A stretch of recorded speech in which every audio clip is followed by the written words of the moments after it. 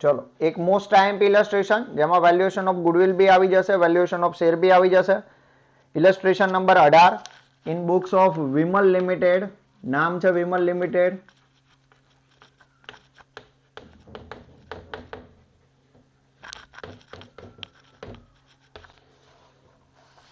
In books of Vimal limited. ચલો જોઈએ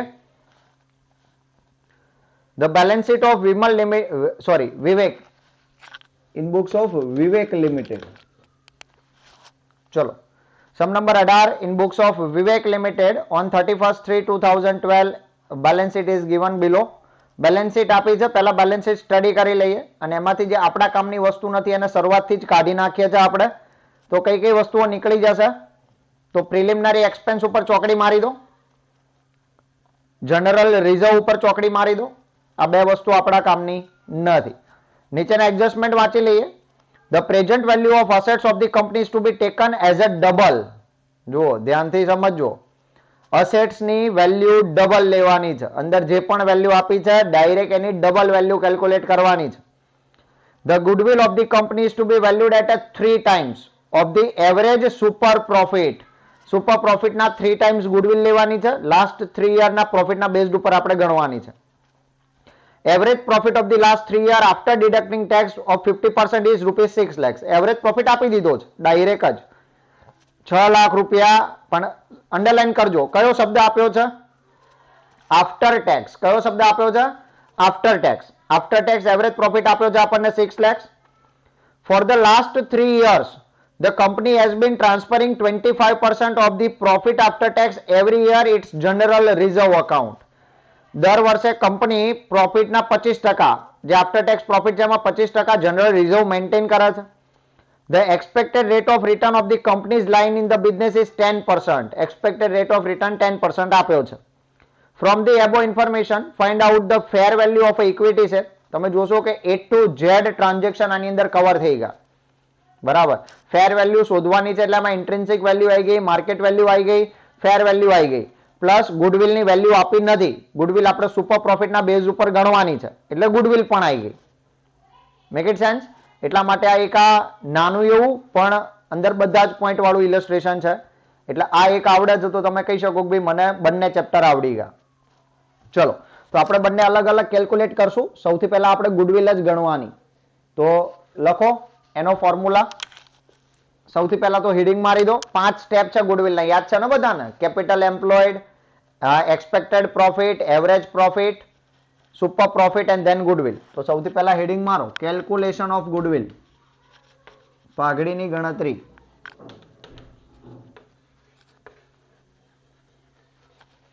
સાથે સાથે ગણશો તો જ ખબર પડશે.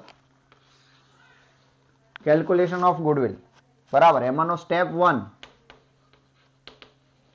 Capital employed.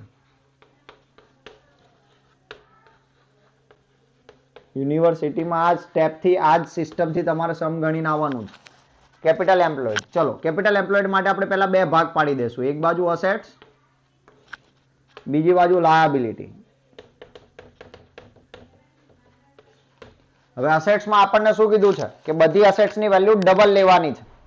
બરાબર. તો સૌથી પહેલી અસેટ્સ આપી છે લેન્ડ એન્ડ બિલ્ડિંગ. કેટલી વેલ્યુ આપી છે લેન્ડ એન્ડ બિલ્ડિંગની? જુઓ બેલેન્સ શીટમાં 5 lakhs. એના ડબલ લેવાના આપણે એટલે 10 લાખ. સમજાયું? એની પછી અસેટ્સ આપી છે પ્લાન્ટ એન્ડ મશીનરી. એના બી ડબલ લેવાના આપણે એટલે 12 લાખ આપ્યા છે તો 24 લાખ.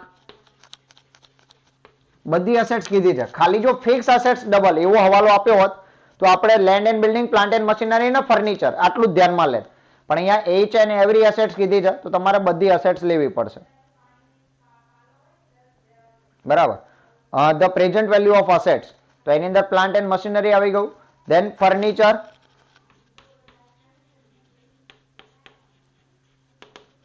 ફર્નિચર આપણને આપ્યું છે 1,50,000. 3 lakhs. બરાબર. એની પછી આપણને આપ્યો છે સ્ટોક.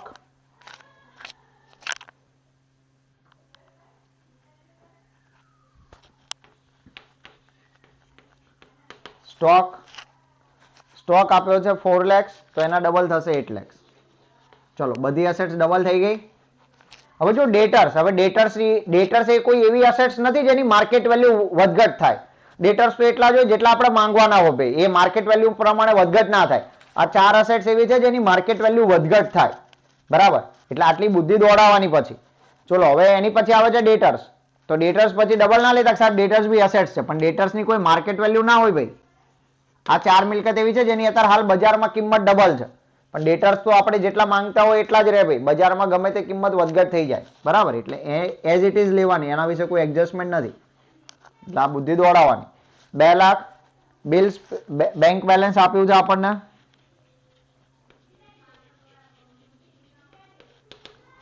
બરાબર. બેંક બેલેન્સ આપણને આપ્યું છે 1,50,000 અને બિલ્સ રિસીવેબલ આપ્યું છે આપણને, બિલ્સ રિસીવેબલ છે 1 લાખ. ચલો ટોટલ કરી લો. એની સામે ટોટલ લાયબિલિટીમાં જનરલ રિઝર્વ નીકળી ગઈ, તો બે જ છે, 12% ડિબેન્ચર અને ક્રેડિટર.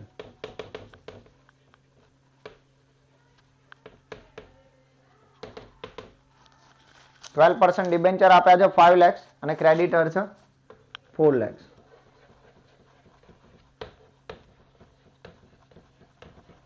ટોટલ 9 લાખ.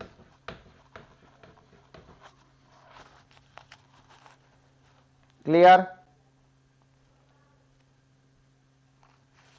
સૌથી પહેલા આપણે શોધશું net assets. Net assets is equal to total assets minus total liability. Assets નું ટોટલ 49,50,000, બરાબર. તો વેલ્યુ મૂકી દો, 49,50,000 માઇનસ 9 લાખ, એટલે જવાબ આવશે આપણો 40,50,000. આ નેટ એસેટ્સ આવી, હજુ કેપિટલ એમ્પ્લોયડ નથી આવ્યું.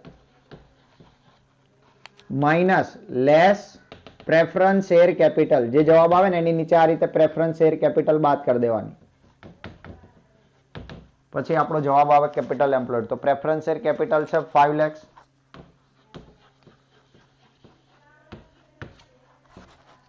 ₹5 લાખ બાદ કરી દો એના, તો કેટલા આયા? 35,50,000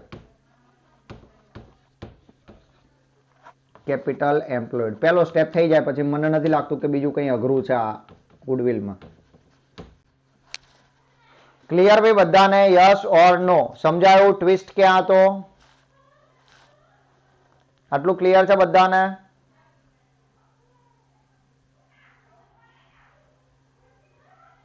₹35,50,000 આવી ગયા.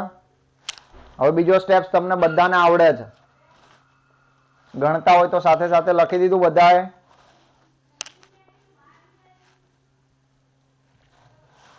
અસેટ્સ ની અંદર જેટલી અસેટ્સ ની પ્રેઝન્ટ વેલ્યુ ઇન્ક્રીઝ થઈ હતી બધાની આપણે ડબલ કરવાની કીધી હતી, બાકી એઝ ઇટ ઇઝ કોઈ એડજસ્ટમેન્ટ નતો. કેપિટલ એમ્પ્લોયડ આવી ગયું. હવે આપણે ગણશું સ્ટેપ 2.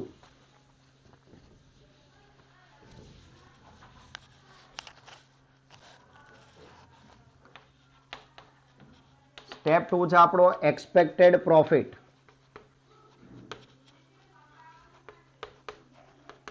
એનું સિમ્પલ ફોર્મ્યુલા છે, ફોર્મ્યુલા બધાને યાદ હોવો જોઈએ. Capital employed into expected rate of return. Capital employed આવ્યું 35,50,000 ઇન્ટુ 10%, 3,55,000. સ્ટેપ 3 આપણો એવરેજ પ્રોફિટ.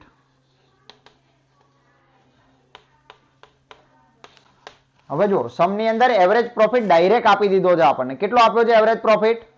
6 લાખ રૂપિયા. આફ્ટર ટેક્સ જ આપ્યો છે. એટલે હવે અહીંયા મેં તમને સિમ્પલ લખાયેલું છે. જ્યારે આફ્ટર ટેક્સ હોય તો શું છે આફ્ટર ટેક્સ નું ફોર્મેટ? પ્રોફિટ આફ્ટર ટેક્સ હોય તો શું ફોર્મેટ છે ભાઈ? એવરેજ પ્રોફિટ બરાબર less interest on non trading investment. આ ફોર્મેટ યાદ રાખવાનું, ક્યારેય બી આફ્ટર ટેક્સ આવે એટલે લખી દેવાનું interest on non trading investment. જે આન્સર આવે મતલબ આ ઇન્ટરેસ્ટ ઓન નોન ટ્રેડિંગ ઇન્વેસ્ટમેન્ટમાંથી જ તે લેસ ટેક્સ પણ કરી દેવાનો 50% આફ્ટર ટેક્સ છે એટલે, અને લેસ થાય પ્રેફરન્સ એ ડિવિડન્ડ. આ બે જ વસ્તુ લેસ થાય. જો બિફોર હોય તો 3 વસ્તુ લેસ થાય. બરાબર, આગળ બી આપણે આ સમજાવી દીધું. તો એવરેજ પ્રોફિટ આપી દીધો છે 6 લાખ. ચલો હવે અંદર જુઓ, કોઈ નોન ટ્રેડિંગ ઇન્વેસ્ટમેન્ટ આપ્યું છે જેની અંદર બ્રેકેટ આપ્યું હોય, ફેસ વેલ્યુ આપી હોય, કોઈ છે એવું નોન ટ્રેડિંગ ઇન્વેસ્ટમેન્ટ? તો કે સાહેબ નથી, નોન ટ્રેડિંગ ઇન્વેસ્ટમેન્ટ નથી. તો આપણે ડેશ મારી દો, તો નીચે આવશે 6 લાખ. એમાંથી બાદ કરી દો પ્રેફરન્સ એ ડિવિડન્ડ.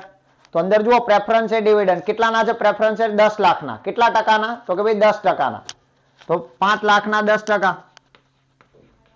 જેટલા ટકાના પ્રેફરન્સ શેર હોય એટલા ટકાવારી અહીં લેવાની ડિવિડન્ડમાં. તો 50,000 રૂપિયા.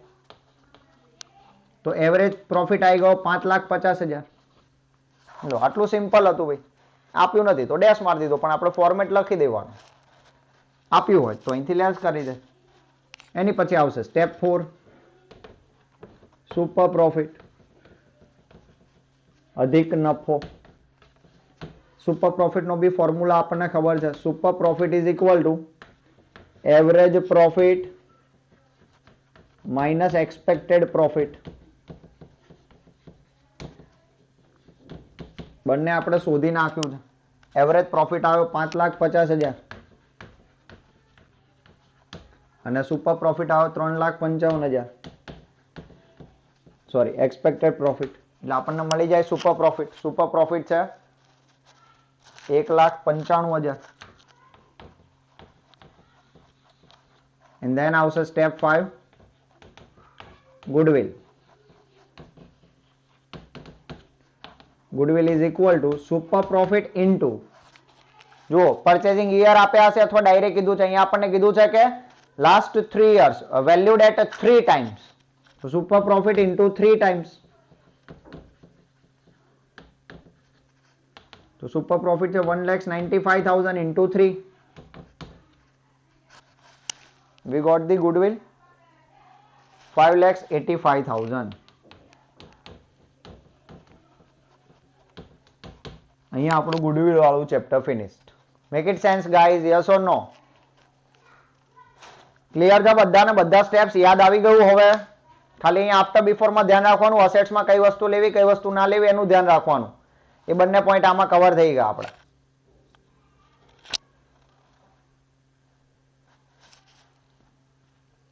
ઓકે, ચલો ગુડવિલ આવી ગઈ 5,85,000 કમ્પ્લીટ. બધાનું રિવિઝન થઈ ગયું. આખું પહેલું ચેપ્ટર અહીંયા પૂરું થઈ ગયું. હવે આની સાથે આપણે સેકન્ડ ચેપ્ટર સ્ટાર્ટ કરી દઈએ. આપણે તો ફેર વેલ્યુ શોધવાની છે. હવે આપણો સેકન્ડ સ્ટેપ ચાલુ થશે. કેલ્ક્યુલેશન ઓફ ગુડવિલ પૂરું થઈ ગયું.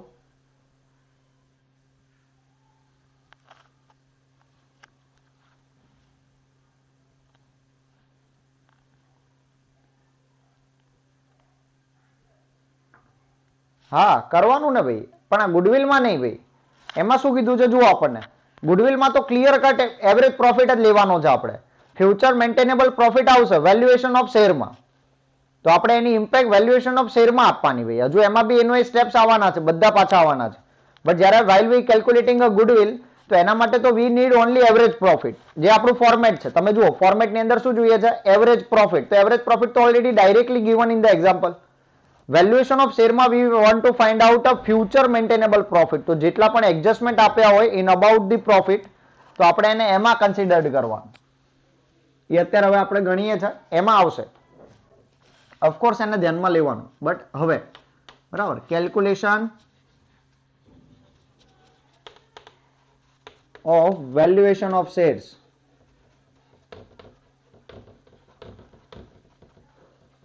ચલો હવે આમાં પાછી 3 મેથડ છે. ફેર વેલ્યુ કીધી એટલે 3 એ 3 આવી જશે. સૌથી પહેલા આપણે ફાઇન્ડ કરશું ઇન્ટ્રિન્સિક વેલ્યુ.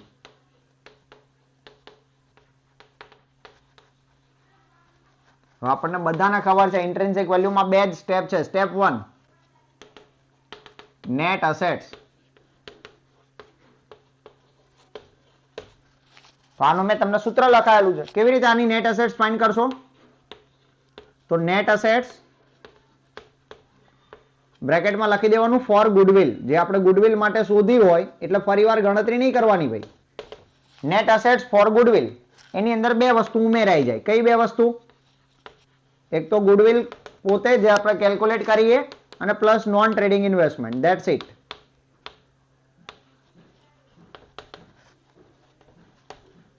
યાદ આવ્યું કે નહીં ભાઈ? આ બધું આપણે શીખી ગયા છે. યાદ આવી રહ્યું છે ને હવે? નેટ એસેટ્સ આપણે વેલ્યુએશન ઓફ શેર માટે ગણતા હોય તો આ ત્રણ વસ્તુ તમારે કરવાની. નેટ એસેટ્સ પહેલા ફોર ગુડવિલ માટેની લખી દો, એની અંદર ગુડવિલ ઉમેરી દો, નોન ટ્રેડિંગ ઇન્વેસ્ટમેન્ટ ઉમેરી દો. તો જુઓ ગુડવિલ કેટલી આવી હતી આપણી? તો આપણી ગુડવિલ આવી હતી 5,85,000. સોરી, એ પહેલા નેટ એસેટ્સ ફોર ગુડવિલ કેટલી હતી?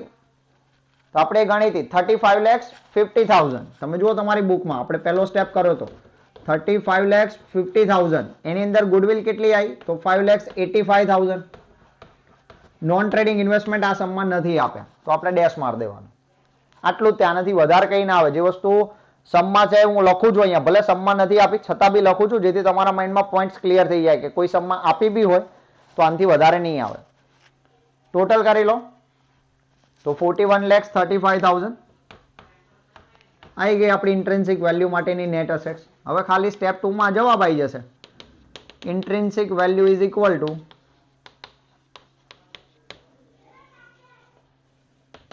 net assets divided by number of equity shares.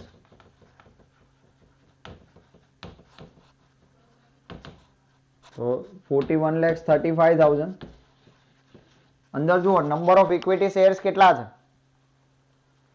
તો 8 લાખ રૂપિયાના છે, પણ 8 જ રૂપિયા પેડ અપ વેલ્યુ છે. યાદ રાખજો. એટલે તમારે 10 વડે નહીં ભાગવાનું. કેટલા વડે ભાગવાનું? 8 વડે. પાટલી પેડઅપ માં ઇન્ટ્રિન્સિક વેલ્યુમાં તો કોઈ ક્વેશ્ચન જ નથી. આ નંબર ઓફ ઇક્વિટી શેર હોય જેટલી પેડઅપ વેલ્યુ એટલા વડે ભાગો.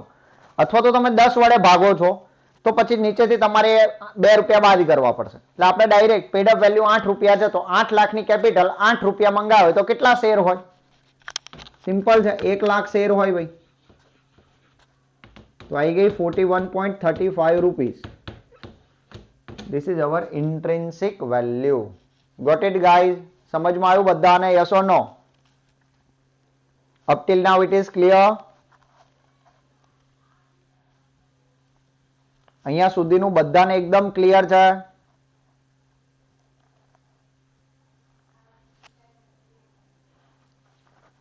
અંદર જુઓ ભાઈ બેલેન્સ શીટમાં ખુશ્બુ કેપિટલ કેટલી આપી છે? 8 લાખ રૂપિયા. ઇક્વિટી શેર કેપિટલ કેટલી છે? 8 લાખ રૂપિયા. અને એક શેર કેટલાનો છે? એક શેર કેટલાનો છે? 8 રૂપિયાનો. શેર 10 રૂપિયાનો છે પણ પેડ અપ વેલ્યુ કેટલી છે? અત્યાર સુધી 8 જ રૂપિયા મંગાયા છે. તો કેટલા શેર હોય તો આપણને 8 લાખ રૂપિયા મળ્યા હોય?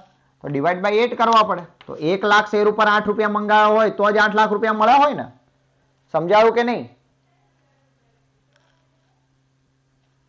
હા, ઓકે. ચલો, ઇન્ટ્રિન્સિક વેલ્યુ આવી ગઈ. નાવ માર્કેટ વેલ્યુ.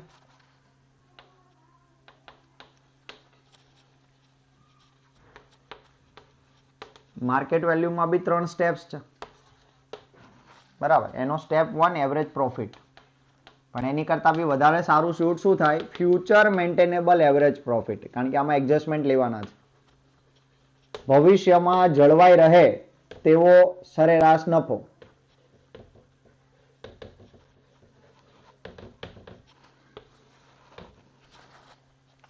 ઓકે, ચલો હવે એવરેજ પ્રોફિટ આપણે કેલ્ક્યુલેટ કરવાનો છે. તો અહીંયા બી સેમ ટુ સેમ રૂલ્સ, બરાબર. પેલા ના તે ખાલી શું નોન ટ્રેડિંગ ઇન્વેસ્ટમેન્ટ નીકળી જાય બસ, બાકી બધું ફોર્મેટ એનું એ રહે. તો સેમ ટુ સેમ ફોર્મેટ છે આપણું. Average profit, average profit 6 lakhs નો આપેલો છે. હવે પહેલા કોઈ એડજસ્ટમેન્ટ નથી આપે એને જોઈ લો, પછી આપણું બેઠું ફોર્મેટ લખી દેવાનું. તો અહીંયા આપણને એક એડજસ્ટમેન્ટ કીધું છે કે 25% આપણે જનરલ રિઝર્વમાં રાખવાના છે. તો લેસ રાખી દો જનરલ રિઝર્વ. એકદમ સહેલો એડજસ્ટમેન્ટ આપ્યો છે. જનરલ રિઝર્વ જેટલો નફો થયો એમાંથી કેટલા રૂપિયા રિઝર્વમાં લઈ જવાના? 25%. તો 6 લાખના 25% એટલે ચોથો ભાગ 1,50,000. એટલે હવે આપણો ફાઇનલ પ્રોફિટ કેલ્ક્યુલેશન માટે કેટલો વધ્યો? 4,50,000. હવે આપણું પેલું ફોર્મેટ ખાલી નોન ટ્રેડિંગ ઇન્વેસ્ટમેન્ટ નીકળી ગયું. કયો પ્રોફિટ છે અહીંયા? After tax. બરાબર, એટલે આપણું પેલું જ ફોર્મેટ પણ નોન ટ્રેડિંગ નીકળી જાય એટલે આફ્ટર ટેક્સમાં શું આવે? લેસ ટેક્સ આવે, પણ એ તો ક્યારે? બિફોર હોય ત્યારે. એટલે હવે ખાલી એક જ વસ્તુ વધી, કઈ?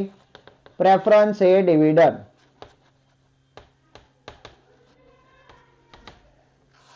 સમજમાં આવ્યું બધાને?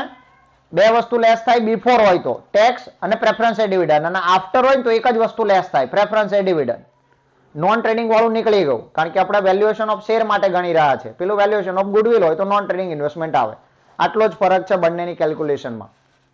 તો પ્રેફરન્સ એ ડિવિડન્ડ આપણે હજુ હમણાં જ ગણ્યું હતું, 5 લાખના 10% એટલે 50,000 રૂપિયા.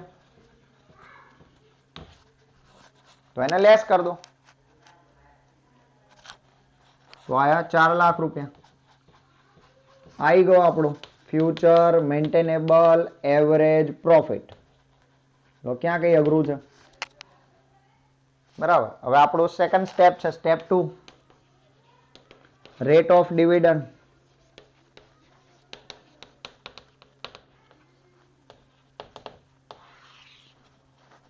રેટ ઓફ ડિવિડન્ડ ની અંદર મેં તમને એક સિમ્પલ ફોર્મ્યુલા લખાયેલો છે કે rate of dividend ROD is equal to profit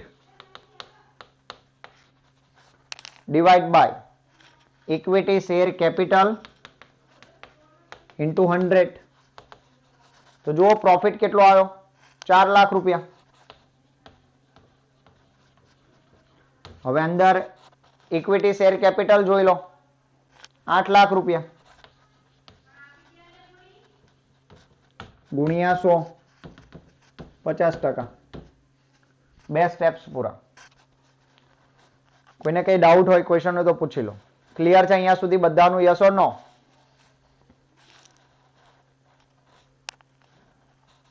clear છે? સેમ ટુ સેમ રીતે ગણવાનું. ખાલી નોન ટ્રેડિંગ ઇન્વેસ્ટમેન્ટ નું ઇન્ટરેસ્ટ જે ગુડવિલમાં આવશે અહીંયા નહીં આવે. That's it. ફોર્મેટ આપણું નથી બદલાતું.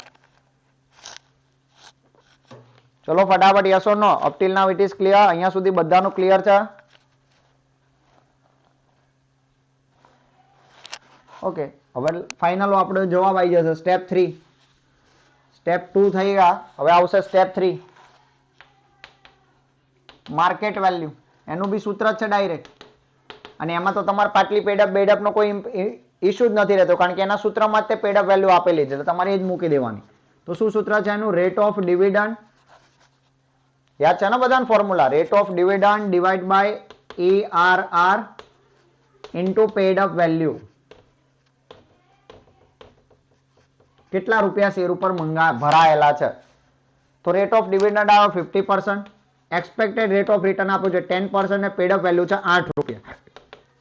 જેટલા હોય એટલા લેવાના. એટલે અહીંયા પાટલી પેડ નો પોઈન્ટ બી કવર થઈ ગયો. તો કેટલા આવશે? 40. માર્કેટ વેલ્યુ આવી ગઈ 40 રૂપિયા. અને હવે આપણો લાસ્ટ સ્ટેપ, ત્રીજી મેથડ, ફેર વેલ્યુ. તો fair value is equal to intrinsic value plus market value divide by 2. Check કરો હવે સ્ટેપ 1. intrinsic value કેટલી હતી? 41.35 plus 40 market value divide by 2. We got it 40.68 something. This is our final fair value. અહીંયા આટલું તમને knowledge છે તો બંને ચેપ્ટર કમ્પ્લીટ છે. Clear guys? હવે બંને ચેપ્ટરનું રિવિઝન થઈ ગયું. પાક્કું ને હવે એકદમ? આનાથી કોઈ નવો સ્ટેપ્સ ક્યારેય બી આવવાનો નથી.